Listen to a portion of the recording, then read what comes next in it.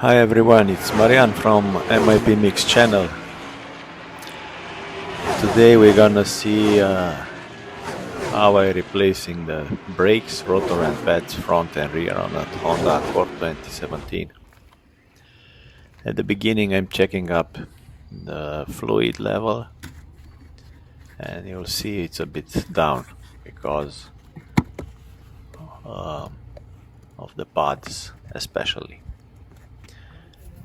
So first you have to lift up your car, secure it, and then you take off the wheel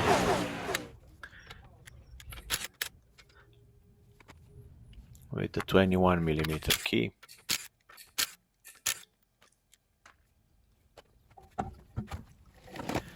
Then you have to take off the caliper assembly here with a 14mm key wrench,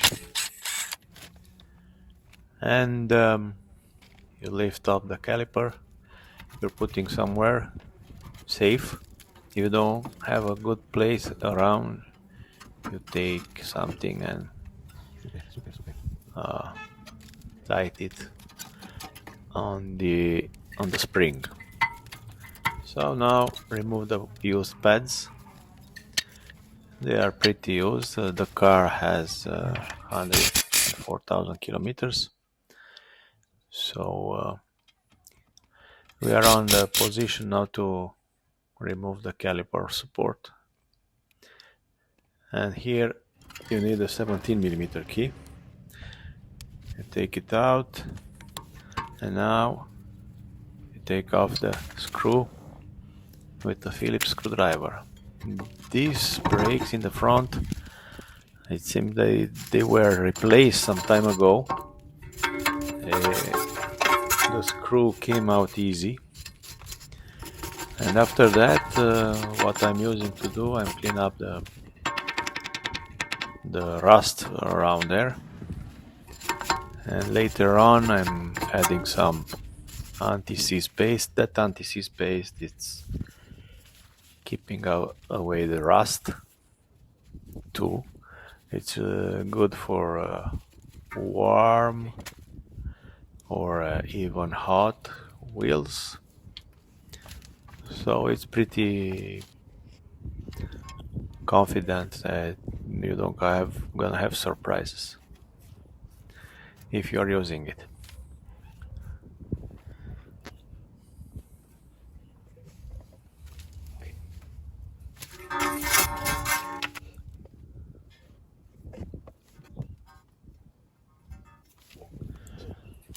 So now you can see here the rotors, what my friend bought from him. I don't know, Amazon or where he bought them. They were with some grease on, some oiled, so I washed them with brake cleaner fluid and I dry them with a clean and dry rag. You have to align well the hole and to put back now the screw, tight it well. It's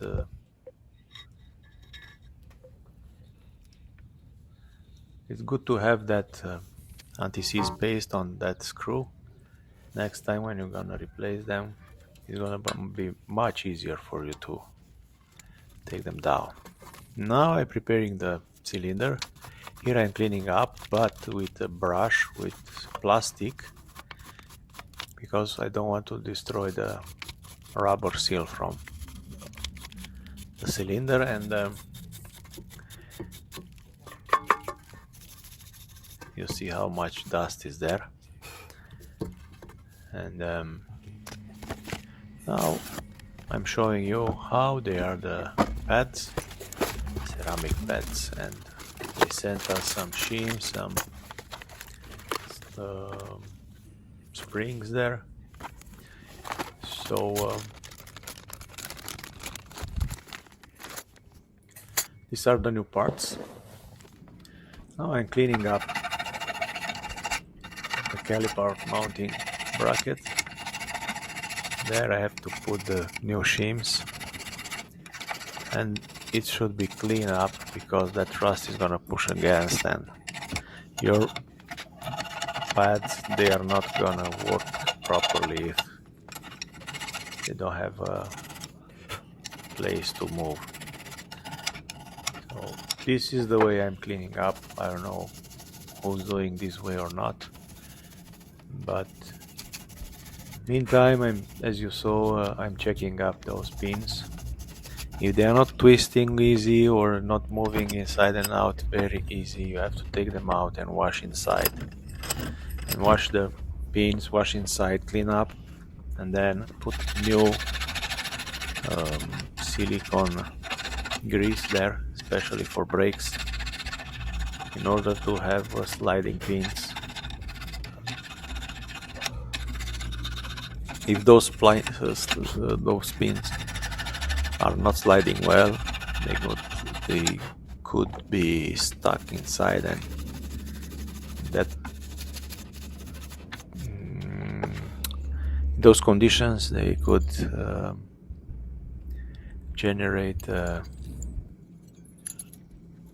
premature wear of those pads, and you have to replace them sooner than necessary. The pads could be put on here too, but this time I didn't put them here. I put them on the car. You'll see later on. Now you have to push back the cylinder who came out because of the wear of those pads.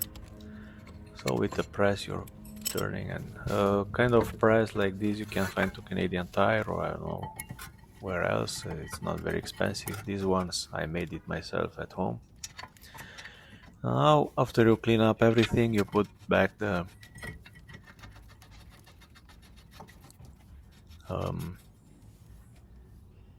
mounting bracket of the caliper. You use those two bigger screws. You need a 70mm key. I don't have an idea exactly of how tight it should be, but you have to tight it pretty well because the force of the brakes it's there, and you need to be okay with that. So this tool I had before didn't tight it well on the top. On the bottom side was okay, but on the top no problem, it was pretty loose. So as you can see now I'm fixing back the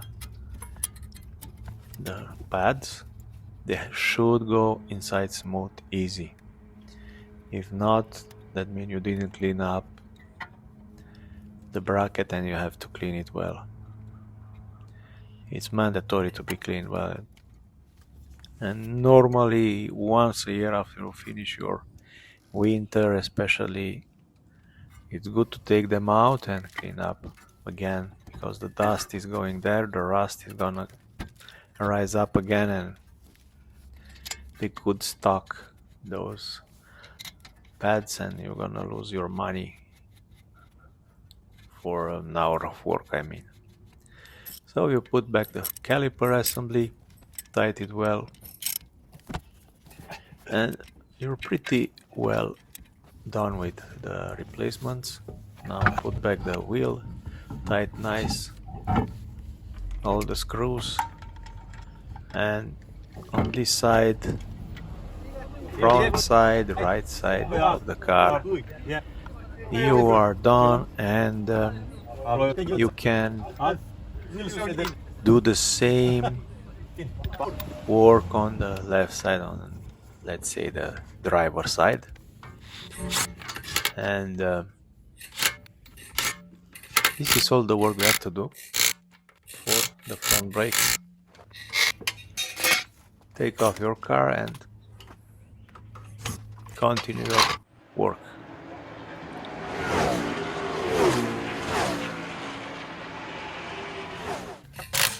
Take off the car. Here it's a rear side, passenger side. Take off the wheel. Here I'm trying to take off the screw, retaining screw of the disc. As you can see, the I'm gonna have some troubles to take it off. These ones were not replaced, I have impression. Too much rust there and too many problems with this. You see, I couldn't turn out, so I had to pull the handbrake on, parking brake. I took it out, then I released the parking brake to be able to take out the rotor from that. Now I'm taking down the caliper assembly. Here you have a 12 millimeter socket. It's different from, it's not the same as in the front side. I don't know why they didn't make them on the same size, but that's it. Take off the pads. You see they are rusty, they are used. So now here the bracket is with the same kind of screws, 17 millimeters. You will see I'm trying to take off on the top one, but my socket remained there because of that screw. I mark on the image, and then I put it back, turn back the screw, and I was able to take off the socket, and by hand I was able to remove the screw. It's pretty tight here in the back, reported to what's in the front. Here no more room neither, so I took at the end I wasn't able to use the ratchet too good, so I was afraid to broke it. I prefer to take a wrench like this, and with a hammer I was able to release that screw, and came out. Then I removed the bracket, I removed the rotor,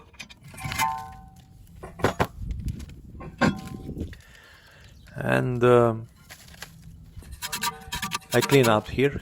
You see a lot of rust and salt over there, and you can see on this flank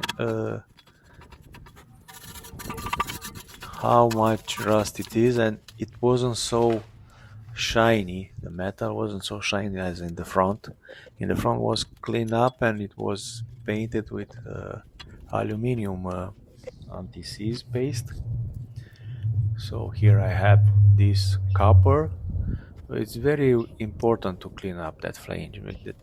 That place is the place where the disc is sitting and should be flat. If not, you're gonna have vibration on your wheels, and doesn't matter how much you're gonna think you didn't do a good job for balancing your wheels, and the problem is there. So it's better to clean very well that side,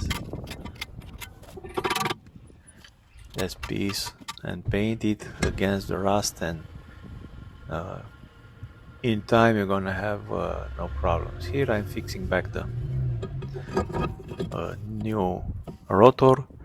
You saw I aligned the wheel from the rotor with the wheel with the hole in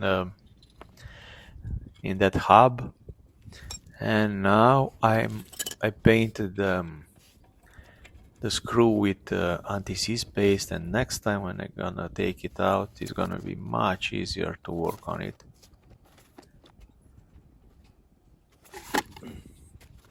So now you can see here the shims and the new pads and those springs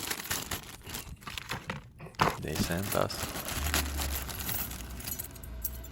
And after this checking, I'm going back to clean up the... You see how easy should work those pins on their places. If they are not moving easy, smooth, in and out, and twist them around, you have to take them out and wash inside. Wash, clean up with a rag, wash inside, put new grease, but special grease for brakes. synthetic one. It's the same process as in the front. You press a little bit the shim, rotate, clean up on the other side. Always check up. Those pins has to be easy.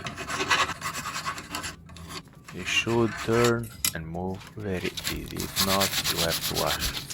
But it's very important to clean up that places where the shims are sitting. If not, you're gonna have stacked pads, and those they're gonna wear prematurely. So you're gonna have to replace them much sooner in a shorter period of time. And for just a little bit of work, you have to pay more money for nothing.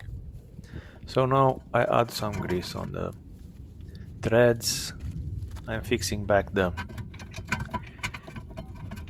bracket with the biggest screws around there. You need the key, 17mm key. You have to find the position there. You have to move a little bit the bracket till you find the right position to be sure you're not destroying your thread. See how it's nice, it's working.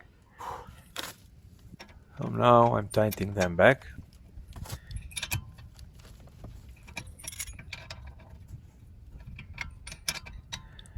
And I'm gonna put back the pads. Those pads could be put on even when you're cleaning up, you finish to put the shims. You can put them over there or you can put them here. Depends how it's much easier for you, how you think. So now I have to press back the cylinder. This one is special, you have to turn it. It's like with a kind of a thread inside. So you can see it's moving forward, but it's twisting. So I had to modify a little bit my homemade press to make it able to turn that cylinder, because I didn't have the special kit for them. I had some friends with that kit, but I forgot to talk about that with them before to bring the car here. So you see how I make it, and now you're putting back your press. You put those pads on, you put the springs, as you'll see now. They have to go easy, you see, they have to go easy inside. And these springs are sent by the company who did these brakes. I don't think Honda has this kind of springs over there. So now fix back those screws. 12mm key. You have to move the caliper in order to find the right position.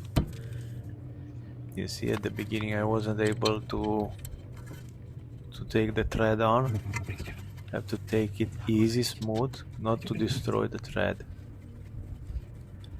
But now it's okay. 12 millimeters, as I told you, and tight it on, and your job is done. It's remaining only to fix back the wheel, take down the car, and that's it.